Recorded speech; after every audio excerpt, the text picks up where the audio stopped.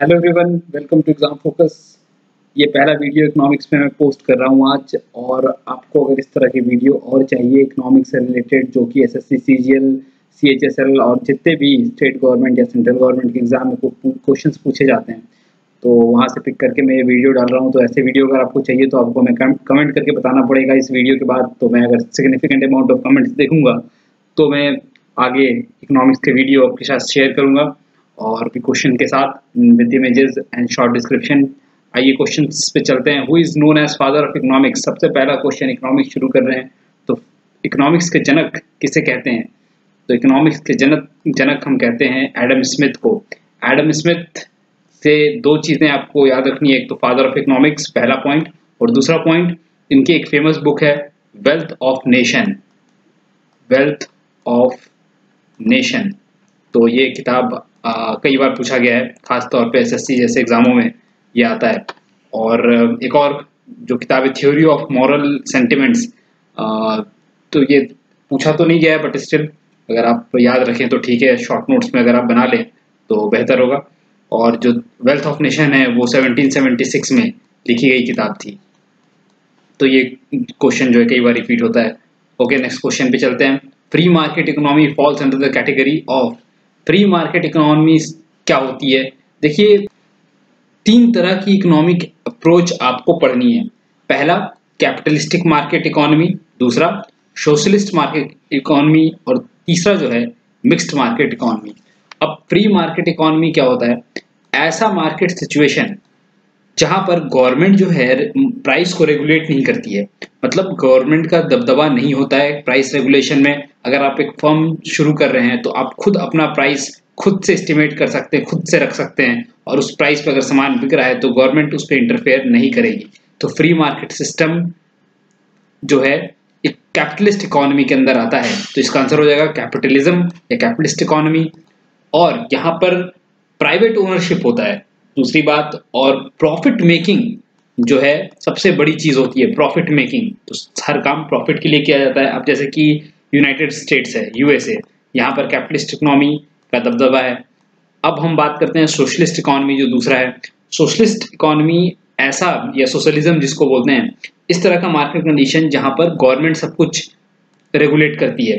तो production for needy people यहाँ पर ज्यादा देखने को मिलता है। पब्लिक ओनरशिप होता है, यहाँ पर आपको प्राइवेट ओनरशिप मिलता है, और यहाँ पर पब्लिक ओनरशिप मिलता है। पब्लिक मतलब लोगों के लिए। तो ये होता है सोशलिस्ट मार्केट। जैसे कि नॉर्थ कोरिया में बाहर से कुछ भी मंगाया नहीं जाता है, सब कुछ जो है या प्राइवेट जो डेवलपमेंट होता है या प्राइवेट मैन्युफैक्चरिंग नहीं होती है, सिर्फ गवर्नमेंट के थ्रू होती है। तो ऐसे कंट्रीज में सोशलिज्म देखा जा सकता है। और मिक्स्ड इकोनॉमी का बेस्ट एग्जांपल है इंडिया। तो इंडिया में हम प्राइवेट और पब्लिक सेक्टर दोनों देखते हैं। जैसे कि प्राइवेट सेक्टर में आप सेल हो गया, मैन्युफैक्चरिंग यूनिट, भेल हो गया, या जितनी भी बड़ी कंपनीज हैं गवर्नमेंट के अंदर। उसी तरह से रिलायंस आप देख सकते हैं, जो कि एक प्राइवेट मैन्युफैक्चरिंग कंपनी है। तो यहाँ पर प्राइस मैकेनिज्म का खेल होता है मिक्स्ड इकोनॉमी में, जहां पर दोनों मिलकर काम करते हैं। बट वन थिंग, जो मिक्स्ड इकोनॉमी है उसमें गवर्नमेंट इंटरफेयर करके प्राइस को रेगुलेट कर सकती है। ये बड़ी बात होती है मिक्स्ड इकोनॉमी की। चलिए आगे बढ़ते हैं। तो इस क्वेश्चन का जो आंसर है, फ्री मार्केट इकोनॉमी किससे रिलेटेड है? कैपिटलिज्म मार्केट से। Now which form of economy is termed as laissez faire? तो लेजर फेयर इकोनॉमी, कई बार आपने इकोनॉमिक्स में सुना होगा ये टर्म, और ये टर्म कॉइन हुआ था अप्रोक्सीमेटली 1681 के आसपास फ्रांस में। और जो लेजर फेयर है फ्रेंच वर्ड है, और इसका मतलब होता है लेट डू। लेट डू मतलब करने दो, मतलब ऐसा मार्केट सिचुएशन जहां पर गवर्नमेंट का इंटरफेरेंस मिनिमम हो, या प्राइवेट पार्टी को फ्रीडम दिया जाता है वैसे मार्केट सिचुएशन में। और जैसे गवर्नमेंट पॉलिसीज होती हैं, रेगुलेशन होती हैं, या जो प्रिविलेजेस होती हैं, या टैरिफ होती है, सब्सिडीज होती है, इन सब चीज़ों का लेन देन नहीं होता है इस तरह की मार्केट सिचुएशन में। तो खास तौर पे ये कैपिटलिज्म मार्केट में होता है, क्योंकि कैपिटलिज्म में क्या होता है? Private ownership.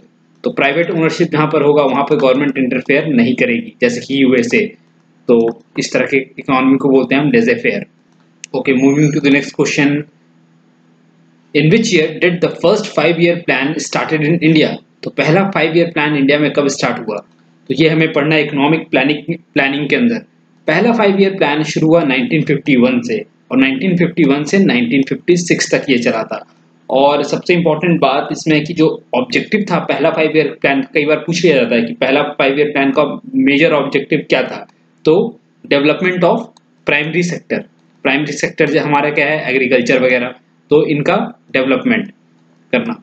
तो एक और क्वेश्चन इसमें पूछा जाता है कि जो 5 ईयर प्लान है वो किसने इंट्रोड्यूस करवाया, तो जवाहरलाल नेहरू ने करवाया था 5 ईयर प्लान। तो इस पे और भी क्वेश्चन है, हम आगे देखेंगे।